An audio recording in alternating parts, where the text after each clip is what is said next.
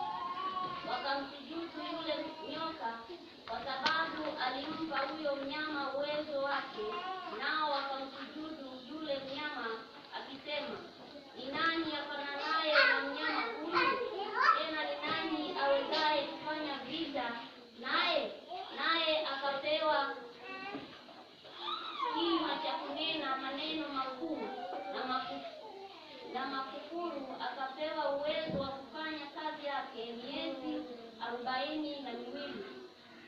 Akafunua kinywa chake amtukane Mungu na kulitukana jina lake na maskani yake, nao wakaao mbinguni.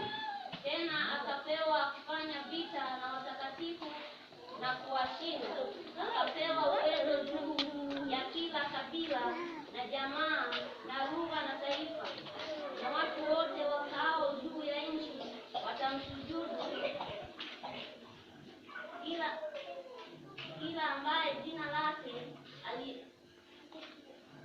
alikuandikwa katika kitabu cha uzima cha Mwana-Kondoo aliyechinjwa tangu kuwekwa misingi ya dunia. Mtu akiwa na sikio na asikie. Mungu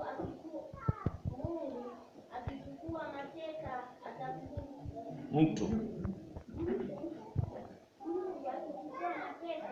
atachukuliwa mateka. Mtu akiwa na upanga ataua kwa upanga. Hapa ndipo penye subira na imani ya watakatifu. Baba, katika jina la Yesu Kristo, nakushukuru kwa sababu wewe ni mwema, Mungu wetu na Baba yetu. Katika jina la Yesu Kristo, Mwokozi wa uzima, asante kwa matendo yako yaliyo makuu sana. Naomba Roho Mtakatifu useme na kanisa lako kwa damu yako Yesu Kristo Mwokozi wetu. Amen. Bwana Yesu asifiwe. Tunajifunza somo nasema mnyama atokae baharini. Namba moja, mnyama atokaye baharini ni serikali kubwa ya mwisho hapa duniani. Mnyama atokaye baharini ni serikali kubwa ya mwisho hapa duniani,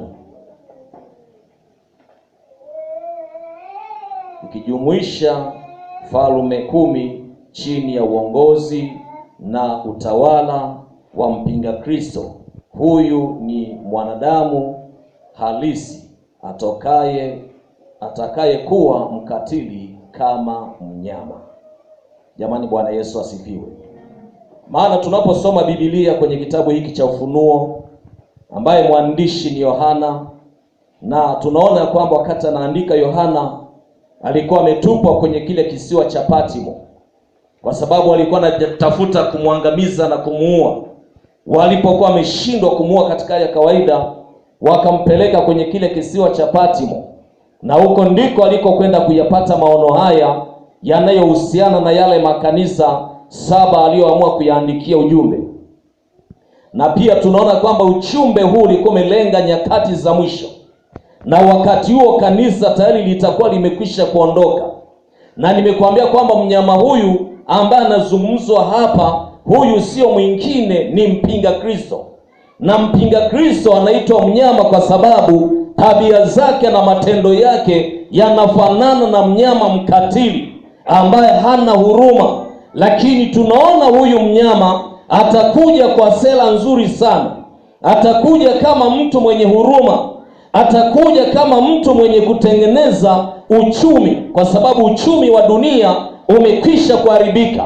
Sasa atakuja kama mtu ambaye anakuja kutengeneza uchumi wa dunia na kuleta amani katika dunia. Lakini tunaona mtu huyu kumbe ndani yake ana agenda za siri. Jamani, Bwana atusaidie. Na nimekuambia kwamba wakati huo kanisa litakuwa halipo duniani. Kanisa litakuwa limekwisha kunyakuliwa. Kanisa litakuwa hewani mawinguni, litakuwepo pale paradiso. Na tunaona ya kwamba wakati likisha kunyakuliwa, kuna ile miaka 3.5, tunaona ya kwamba pale kuna kulipwa au kuvikwa taji. Pale tunaona kwamba kuna hukumu ya watakatifu, ya kwamba ulifanya nini katika dunia hii.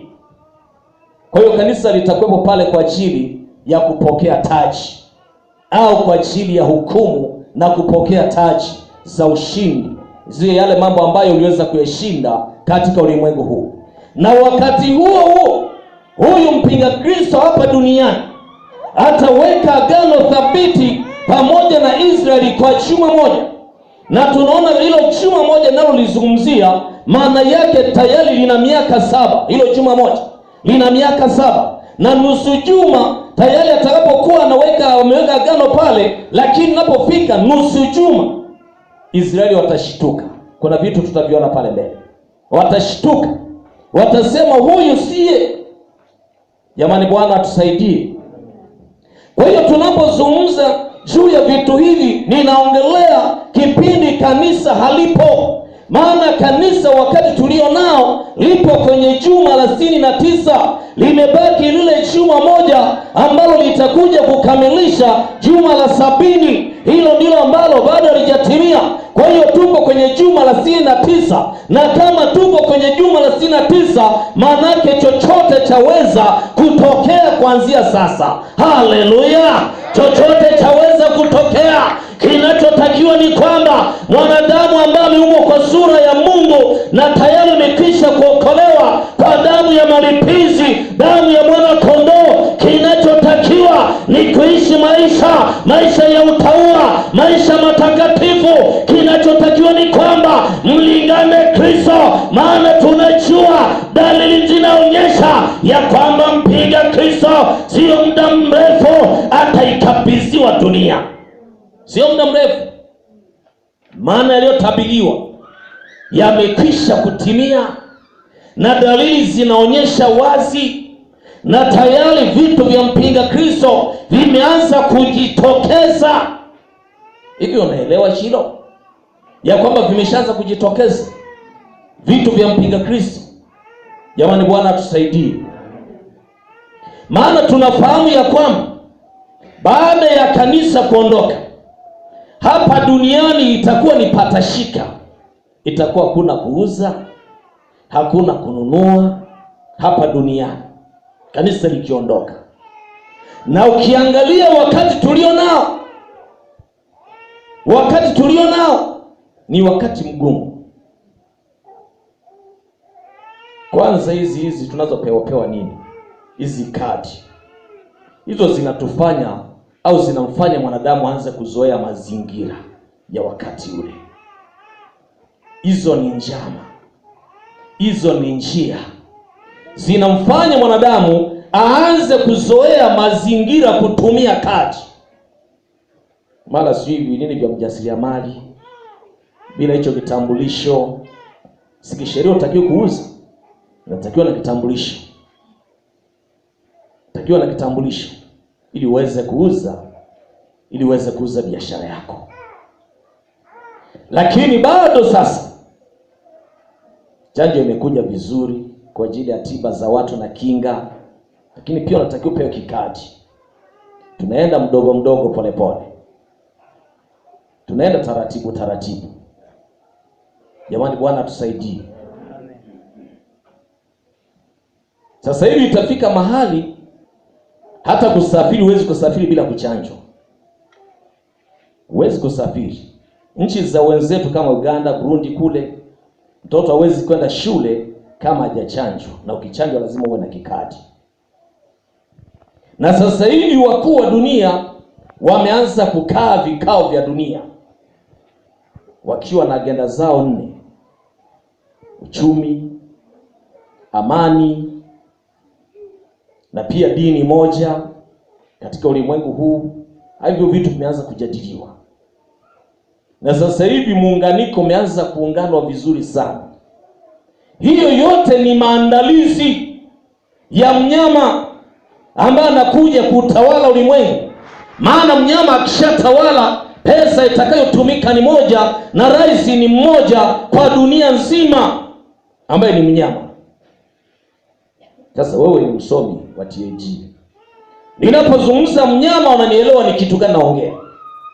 Sijaongelea habari ya simba, ninaongelea juu ya mpinga Kristo ambaye maandalizi yake tayari yameanza kufanyika. Kinachotakiwa sasa mwenye haki ni kuchangamka. Maana tunapozungumza juu ya uamsho, maana yake ni kwamba kanisa linatakiwa kuamka, litoke kwenye usingizi ule waliokuwa wamelala, wapate kuzinduka. Maana ni nyakati za kuja mwana wa Adamu kulichukua kanisa. Amen. Huu ni wakati wa kuamka, sio wakati wa kukaa na kuendelea kusinzia. Huu ni wakati wa kuzinduka kutoka kwenye usingizi ule uliolala. Ndio maana uamsho umekuja kwa ajili ya kukuamsha, na ndio maana mara nyingi nimekuwa nikiongea uamsho na matengenezo ya kanisa, na nikasema kwamba matengenezo yanapokuja, maana yake kitu kimeharibika, kinahitaji kutengenezwa ili kiweze kufaa kwa matumizi tena. Kanisa limefika mahali limejisahau. Kanisa limefika mahali limepoteza dira. Kanisa limefika mahali limekwisha kulala. Kanisa limefika mahali limemwacha Mungu, linajiendea lenyewe tu. Lakini ashukuriwe Mungu mwenye upendo mwingi, akaamua kuleta uamsho tena. Maana watu walishajisahau. Watu wameizoea dunia, wanaona kwamba wao ni katika ulimwengu huu, wao ni wa dunia hii. Lakini nataka nikuambia kwamba hii dunia inapita na mambo yake. Hii dunia inapita na mambo yake. Sarafu ilikwisha kupitishwa, nilisikiliza, euro ndio ikakamata namba. Sasa unatakiwa kujua kama kanisa ya kwamba tunaishi nyakati za namna gani, tunaishi majira ya namna gani. Maana unaweza ukafika mahali ukajisahau, likatimia neno ya kwamba watu watakuwa wakila na kunywa, wakioa na kuolewa, ndipo uharibifu unatokea ghafla, wala wasiweze kuokolewa. Maana wamejisahau, wamezoea ulimwengu huu. Mahindi tunayo, chakula tunacho, yani ni raha tu. Kumbe huu ni wakati wa kuamka, huu ni wakati wa kuchangamka, huu ni wakati wa kuzinduka kutoka kwenye usingizi ambao hauna maana. Toka kwenye usingizi kabisa, ondoka kwenye usingizi ulio nao. Watu wamefika mahali wamejisahau, wameizoea dunia, hawana hofu juu ya Mungu. Wanaenda tu ili mradi wanaenda, hawana hofu juu ya Mungu. Maisha yao hawayathamini tena. Jamani, Bwana tusaidie. Tembea katika ulimwengu huu ukiwa na hofu ya Mungu, ukijua ya kwamba tunaishi nyakati za mwisho. Yesu alisema kwamba nitakapokuja nitaikuta amani. Na ukiangalia leo watu wamefika mahali wamepoa, hawana hofu na Mungu, hawatetemeki juu ya Mungu, hawana hofu kabisa, wamejisahau kabisa. Ibada zimekwisha katika maisha yao, ibada zimeisha. Hizo ni dalili za Yesu kuja kulichukua kanisa. Watu wamejisahau, wameshindwa kuelewa ni nini kinachoendelea. Wakati dunia inawayawaya, dunia inahangaika, wakuu wa dunia wanahangaika ni namna gani waweze kuirejesha dunia iliyokuwepo, ile dunia mwanzo, lakini imeshindikana. Jamani, Bwana tusaidie. Imeshindikana na haitawezekana, maana yalitabiriwa ya kwamba uharibifu unapojitokeza, mjue ya kwamba Yesu Kristo yuko malangoni kwa ajili ya kuja kulichukua kanisa. Maana nilipoona soma Biblia yangu inaniambia kwamba Yesu hawezi kuja mpaka ukengefu uje kwanza, na ukengefu tayari. Leo watu wengine wanajifanya wachungaji, wanajifanya watumishi wa Mungu, lakini wana mambo yao ya siri. Wanatumia nguvu za giza, ni wasanii tu. Ule wote ni wasi. Ndani ya kanisa wasi umekifiri. Wasi. Watu wamepoa, hawana hofu ya Mungu juu ya maisha yao. Hawatembei wakijua kwamba wao ni wasafiri. Yani wamefika mahali wameridhika na ile hali waliokuwa nayo, wameridhika na hali walionayo, wameridhika. Mtu ibadani humuoni, mtu kwenye maombi humuoni, kwenye WWK humuoni, kwenye CAC humuoni, kwenye vipindi vyote humuoni. Njoo kwenye Bible study huwezi kumuona, maana yake wameridhika na hiyo hali imeshuka. Hicho ni kifo, na ujue ya kwamba Masihi yuko malangoni kwa ajili ya kulichukua kanisa lake au bibi harusi wake. Maana tunajua ya kwamba dunia imekwisha kuingia ndani ya kanisa, na ndio maana uamsho umekuja ili tupambane na ile hali ya dunia kuingia ndani ya kanisa. Ni lazima tukatae. Amen. Katayo lisije likatimia kwako mwenyewe, maana ukizubali itakupata mwenyewe. Dunia inaingia kanisani, tunajitahidi kuizuia dunia, lakini wengine wanaivuta dunia, wanataka dunia ingie ndani ya kanisa. Huu sio wakati wa kuishi maisha ya dhambi. Huu sio wakati wa kuishi maisha ya kidunia. Huu ni wakati wa kuamka. Huu ni wakati wa kuzinduka. Huu ni wakati wa kufufuka. Maana tunajua wazi ya kwamba Masihi wetu anarudi. Yesu anarudi.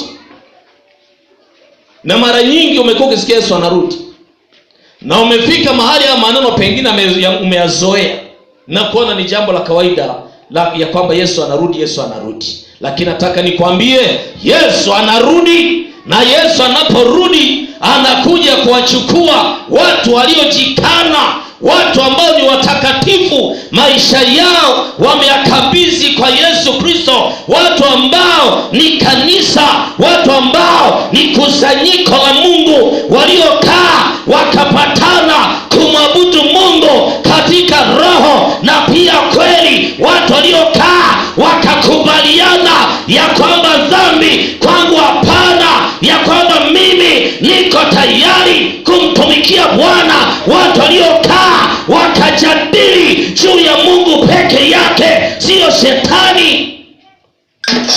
Leo watu wanakaa wanajadili vitu visivyompendeza Mungu, alafu anasema mimi ni mwenda mbinguni. Ni mbingu ipi hiyo mpendwa?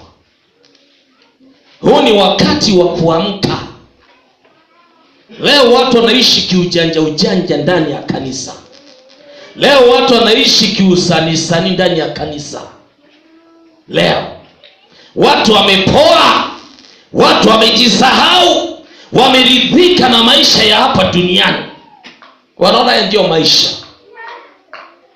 wanaona ndio maisha. Ni shida. Na kushauri mchana wa leo, ikimbie dunia. Kataa maisha ya dhambi. Dhambi ni mbaya, itakupeleka pabaya. Jamani, Bwana tusaidie. Dhambi ni mbaya. Huyu mnyama atakaye kuja kuikamata dunia, nakwambia kwamba hatakuwa na huruma. Nimekwambia ni mwanadamu halisi, lakini mwenye tabia za kama mnyama. Mpinga Kristo, na atakuwa hana huruma, na atakuja akiwa na hali nzuri sana ya upole kama mwanakondoo. Atakuja kama mwanadiplomasia, wana uchumi, kuja kurejesha uchumi katika ulimwengu. Na nimekwambia wakuu wa dunia wameanza kukaa vikao vya kidunia, wanakaa wanajadili juu ya uchumi, ya kwamba korona imeharibu uchumi, inakula pesa, uchumi umeharibika wa dunia nzima. Wanajadili juu ya uchumi, ni jinsi gani wafanye ili uchumi uweze kurejea. Wafanyeje ili kusudi amani patikane ya dunia. Wanajadili. Hizo ni agenda ambazo zipo. Na huu mwezi wa 11 watakaa tena. Wanakaa wanaumiza vichwa wasomi. Wakuu wa dunia wanawayawaya. Biblia inasema kwenye kitabu cha nabii Isaya, wakuu wa dunia wanawayawaya, wamedhoofika, wanakuna vichwa. Wafanyeje? Wafanye nini? Hakuna namna. Hayo ni maandalizi ya mpinga Kristo, ili mpinga Kristo atakapokuja aseme mimi nina uwezo wa kurejesha uchumi, mimi nina uwezo wa kuleta amani katika dunia. Na watamkubali, maana atakuwa na uwezo wa kishetani, atakuwa na nguvu za kishetani. Ndio maana tunasema kwamba yule joka atampa uwezo wake wote. Yule Lucifer atampa uwezo wake wote.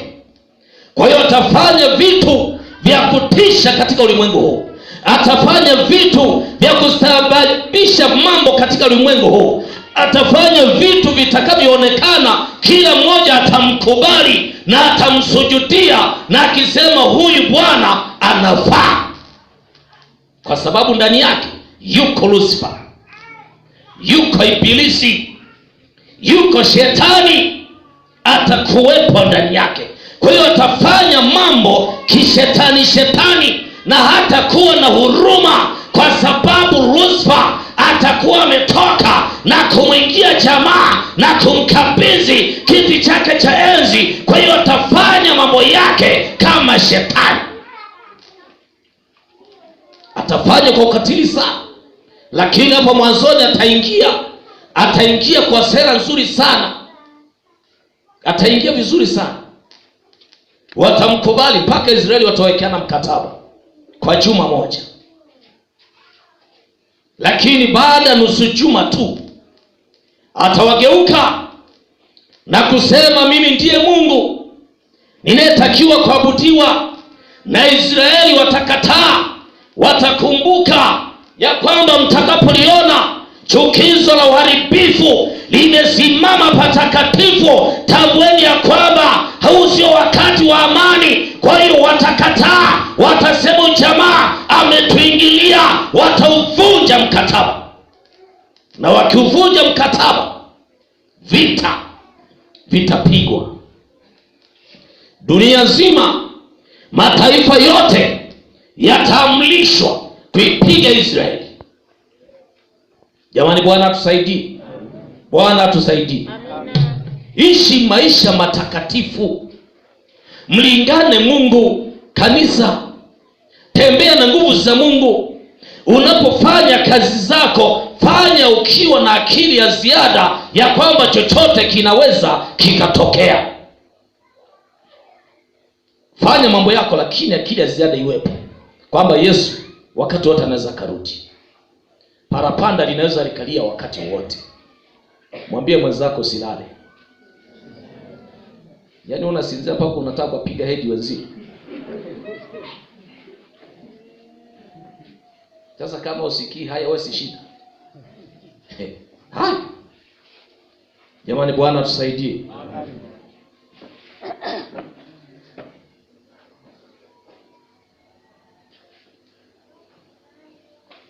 Ambaye atachukua mamlaka ya kisiasa na kidini katika dunia, atachukua mamlaka ya kisiasa na kidini katika dunia kwa wakati huo.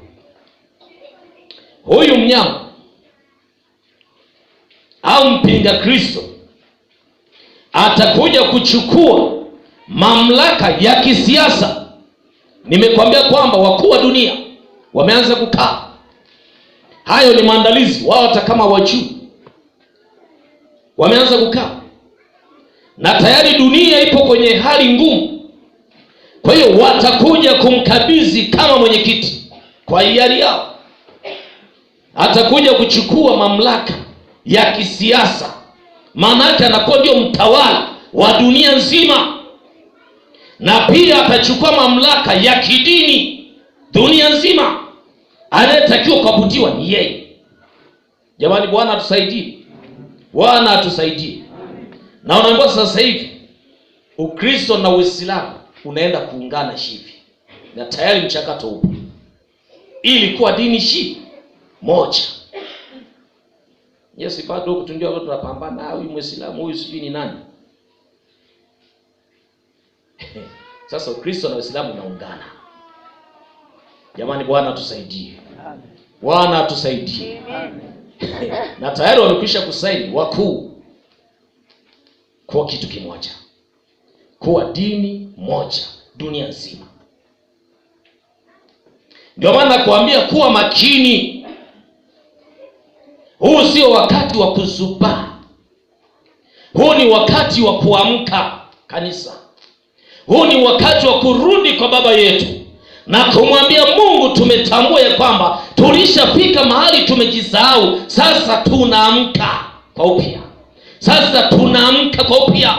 Bwana, tunakutaka hata kama mambo yatatokea magumu, lakini Bwana tutakuacha, tutashikamana na wewe Yesu, maana tumekwisha kutambua ya kwamba uko malangoni, unarudi kulichukua kanisa. Na ndio maana kanisa letu linapiga kelele juu ya uamsho, linapiga kelele juu ya wainjilisti ya kwamba wapenye kila kona kuhubiri Injili ili ule mwisho uweze kuja. Jamani, Bwana Yesu asifiwe. Masihi anarudi.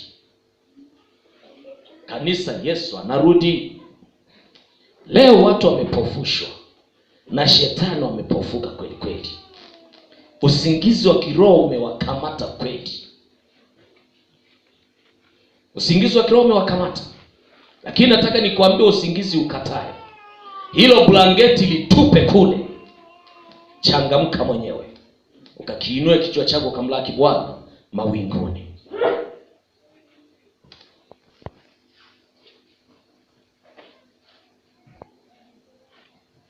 Yohana akamuona mnyama mwingine.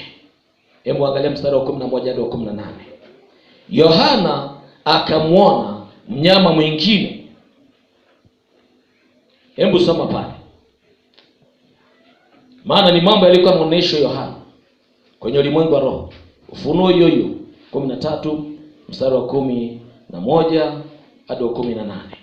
Kisha nikaona mnyama mwingine akipanda juu kutoka katika nchi, naye alikuwa na pembe mbili mfano wa mwana kondoo, akanena kama joka, naye atumia uwezo wote wa mnyama yule wa kwanza mbele yake, naye alifanya dunia na wote wakao chini yake wamsujudia mnyama wa kwanza, ambaye jeraha lake la mauti lilipona, naye afanya ishara kubwa hata kufanya moto kushuka kutoka mbinguni uje juu ya nchi mbele ya wanadamu, naye hawakosesha wale wakao juu ya nchi kwa ishara zile alizotoa kuzifanya mbele ya huyo mnyama, akiwaambia wakao juu ya nchi kufanyia sanamu yule mnyama aliyekuwa na jeraha la upanga, naye akaishi. Akatoa kutia pumzi katika ile sanamu ya mnyama, hata ile sanamu ya mnyama milele, akiwafanya hao wote wasikusujudia sanamu ya mnyama wa ngao, naye awafanya wote wadogo kwa wakubwa na matajiri kwa maskini na walio huru kwa watumwa, wasiwe shaka katika mkono wao wa kuume au katika vipaji vya nyuso zao, tena kwamba mtu awaye yote asiweze kununua wala kuuza isipokuwa anataka ile, yaani jina la mnyama yule au hesabu ya jina lake. Hapa ndipo kwenye hekima yeye aliye na akili na alihesabu hesabu ya mnyama huyo, maana ni hesabu ya binadamu na hesabu yake ni 999. Amina. Bwana Yesu asifiwe. Yohana anamuona mnyama mwingine akitoka katika nchi na akiwa na pembe mbili kwa mfano wa mwana kondoo. Huyu sio mwingine, anaitwa nabii wa uongo.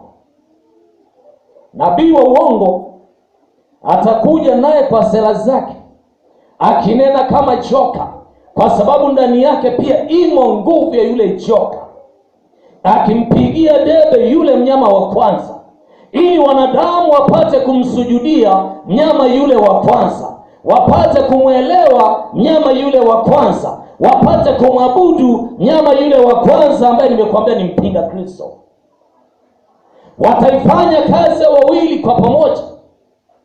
Nabii wa uongo akimpigia debe mpinga Kristo ya kwamba anafaa, huyu ndiye Mungu, na huyu mnyama ambaye wa pili ambaye ni nabii wa uongo, Biblia inasema ya kwamba atapewa uwezo, atakuwa na uwezo wa kufanya ishara hata moto utokee, ili watu wapate kuendelea kumsujudia yule mnyama wa kwanza na kumwamini na kumpigia magoti, waseme huyu ndiye Mungu, huyu anafaa, na atakuwa na mvuto, na chochote atakachokisema hakuna atakayesema hapana, maana ndani yake imo nguvu ya shetani. Hakuna atakayeweza kupambana na kushindana naye. Biblia inaniambia kwamba atapambana na Wakristo, atawashinda.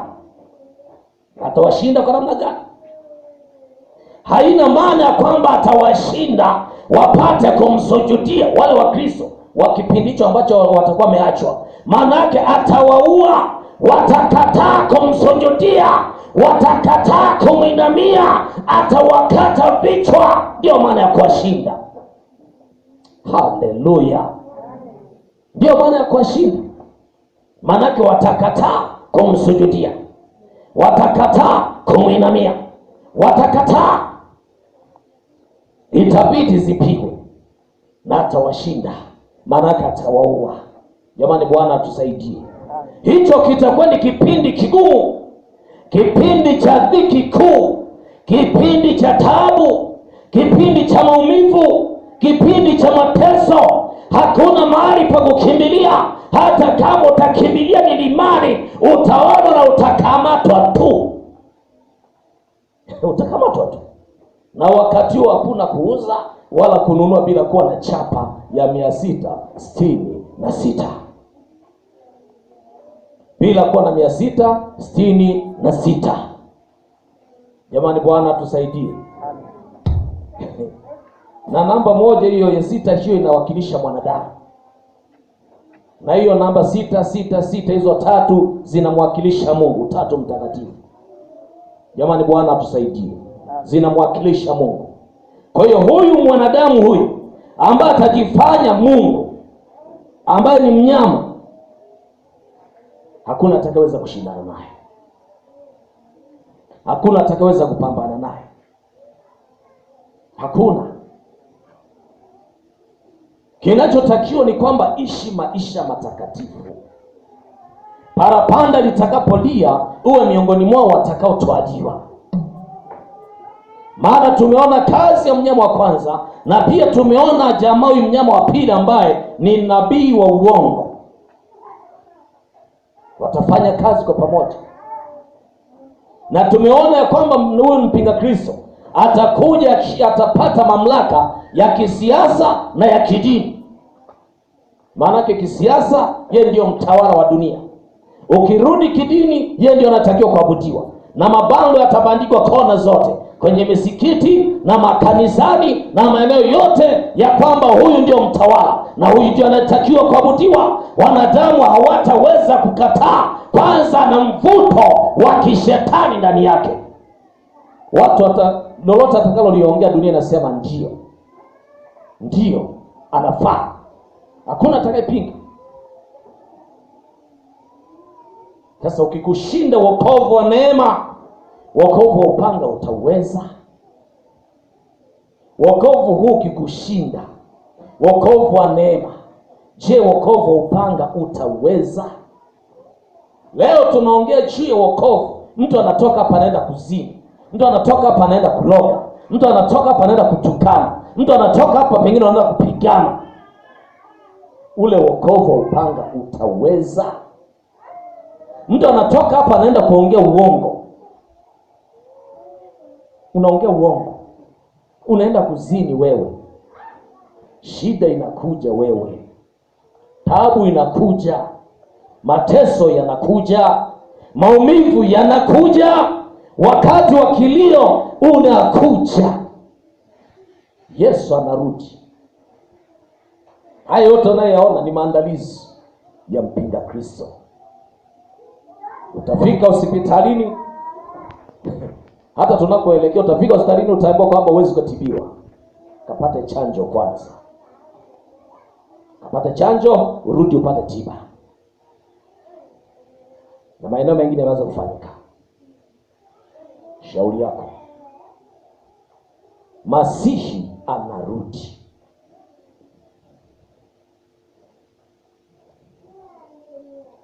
Mwana wa kuasi. Hebu angalia kwenye kitabu cha Wathesalonike wa pili sura ya 2 mstari wa 3.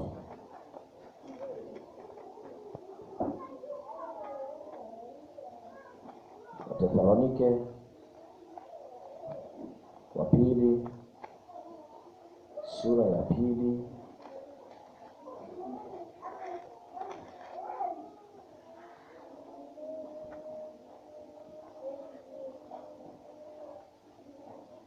naomba usome.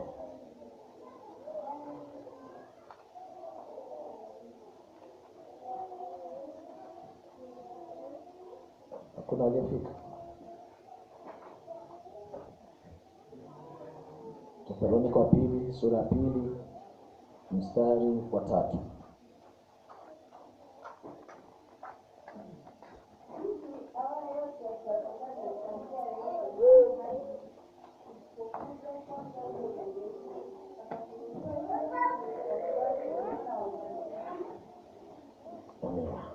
Jamani, Bwana Yesu asifiwe.